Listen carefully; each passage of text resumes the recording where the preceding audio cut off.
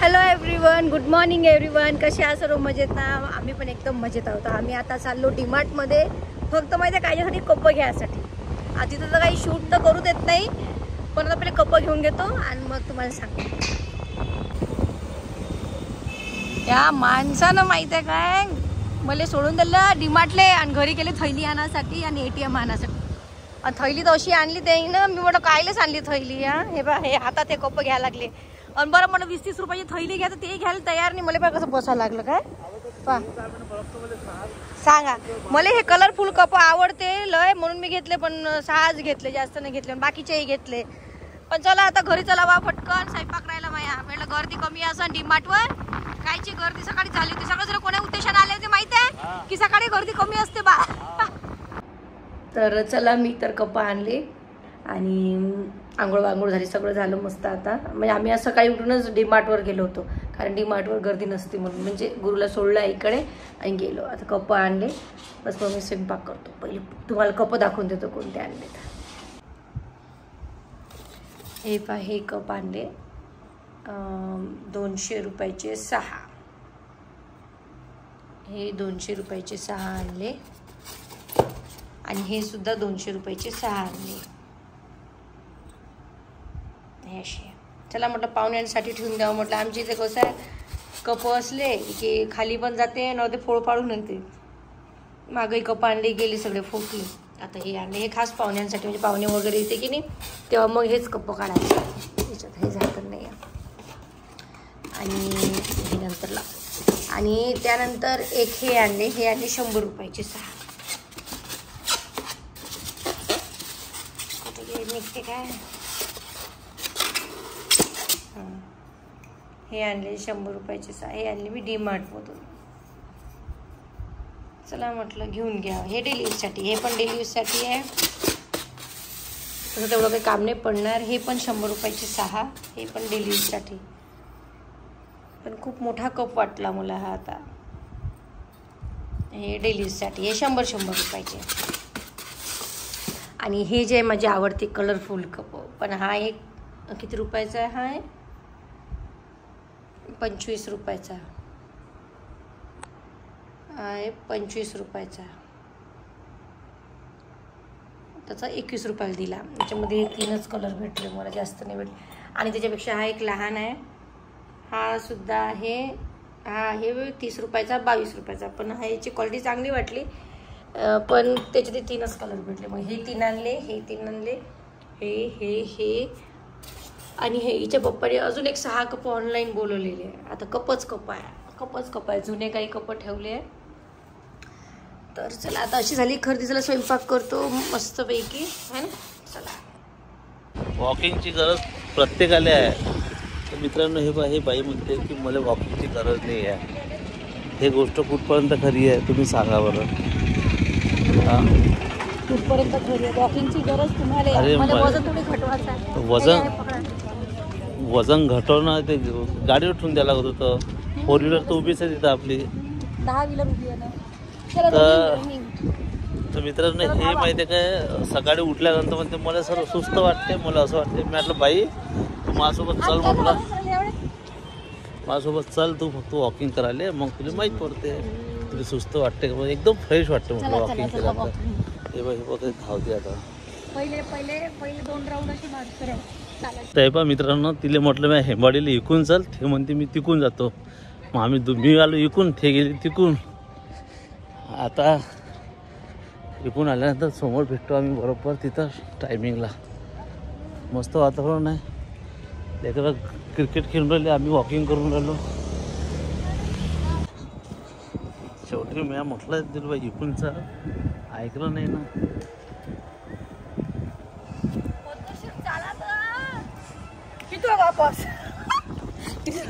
तिचं आहे ना.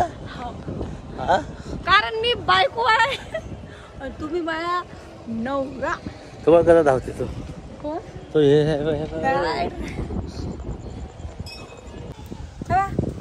शाळेत जाऊ नाही तर कसं आवाज देणार. बापरे, आता हे कोणासाठी तुमच्याकडे धावा. त्या खाल्ले असेल पण शाळेमध्ये आहे ना. मी नाही खाल्ली, मिले लाडाची होती शाळेत. प्रगती प्राथमिक शाळा. सप्रेच्या शाळेत मी सर्वात जास्त लाडाची होती. ऑल ओव्हर स्कूल सगळं जण मला ओळखत जाय. सगळं हे हिच्या गोष्ट काही लक्ष देऊ नका.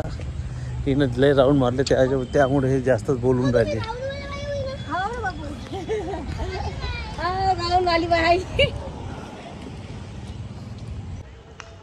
तर मित्रांनो संध्याकाळचे 7:30 वाजलेले आहे आणि हे बाई एक्सरसाइज करून राहिली. मी इले शिकून राहिलो इले एक्सरसाइज कशी राहते.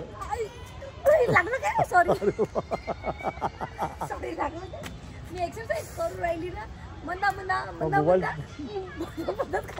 मग मोबाईल आहे की तुटला असता रश्मी काय कुठला असता. एक्सरसाइज करून राहिली. मग एक्सरसाइज तू तिथं राहून कर ना. तू जिकडे खाली उठलो हे माहिती आहे का. लय कुचिंग बाई आहे. लय मजा करते. हिला कॉमेडी करायची लय सवय आहे. जीवनातली एक्सरसाइज पाहिजे आणि हिची एक्सरसाइज ऑब्झर्व करा तुम्ही. बरोबर करते की नाही करा. तुमच्यापेक्षा चांगलीच करतो. जाणं माहिती का. रोज म्हणतो वॉकिंगला जावं. शेवटी ते मी माझ्या तब्येतीमुळे आली वॉकिंग साठी. हे माय मागं आली. मित्रांनो मला एक सांगा कमेंटमध्ये पाहिजे काय कमेंट्समध्ये नक्की सांगा की मी जे बोलतो हे खरं आहे की चुकीचं. मी म्हणतो की रोज वॉकिंग करत जा. आणि हे काय म्हणते की मला औषध तुम्ही बारीक असली झालं का. बारीक स्लीप असल्यामुळे झालं काय. बारीक स्लीप एकच आहे.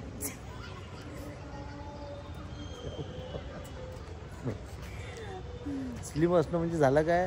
पण एक्सरसाइज हे शरीराला रोजच्या लागलेल्या गोष्टी आहेत. जेव्हा मला घाम पण किती आलेला आहे. तर लावलं म्हणून तुम्हाला घाम येते काय. लाईट बोलबोल करतोय. तर आता आम्ही थोड्या वेळाने इथून निघणार आहोत सईला घ्यायसाठी. त्याच्यानंतर गुरुला घ्यायचं आहे. गुरुला घरी घेऊन यायचं आहे. सई मग पुन्हा माहिती जाते. गुरु घरी येते. मग सई गुरुला सोडून देतो. मग गुरु पण इकडे येते. तर अशी मोठी खतरनाक गोष्ट आहे साहेब. तर आता ही बाई आता एक जम्प कर 2 पाया व्हेरी गुड. आणि दोन्ही घुटणे हात समोर कर. असे तुम्ही करणार. तुम्ही भाषण ठोकता काय. तर मी झाली लय मॅट बाई आहे बाबा हे. चला मित्रांनो मी पण हे हारपून जाईल कुठं मग मला शोधा लागत अजून. तर चला मित्रांनो. तर चला आता आम्ही आलो घरी. गुरुला वगैरे आणलं. गुरु खाली खेळून राहिला. आता काही नाही. आता स्वयंपाक करतो. काही नाही खिचडीच लावतो. आज मसाला खिचडी मस्त. आणि काय मग असं आहे थोडंसं आता मला एक कामासाठी बहुतेक पुण्याला जावं लागणार आहे. काय काम आहे मी का बरं चालली ते तुम्हाला मी नंतर सांगेन. तेही गोष्ट तुमच्याशी शेअर करायची आहे. पण आता नंतर सांगेन वेळ काढून. आता सध्या पाहू आता काय होणार आहे काय नाही.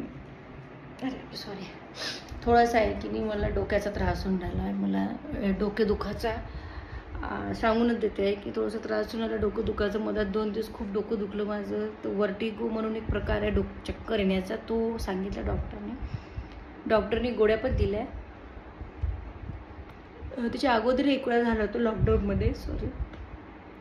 तर तेव्हा एका दिवसातच ते म्हणजे दुसऱ्या दिवशी कवर झालं. काही गोळी वगैरे नाही घेतली. पण आता डॉक्टरने गोळ्या दिल्या होत्या मी घेतल्या. पण ते घेत असताना डोकं खूप भारी असं वेगळं वाटत होतं.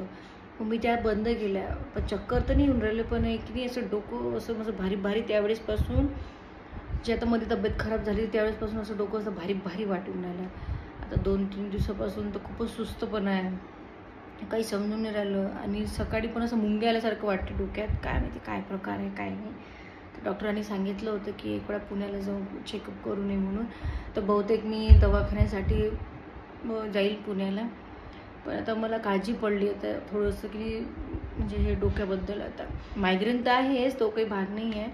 पण हे एक प्रकार काय माहीत काय आहे काही समजून नाही राहिलं. त्याचेच टेन्शन येते कधी किंवा झोपेत कधी मुंग्या येते डोक्यात. त्या दिवशी 2 दिवस आल्या. मग आताही कधी वाटते. आणि असं दिवसभर असं सुस्त वाटते. काय माहिती काय. आता एक वेळ जाईन मी.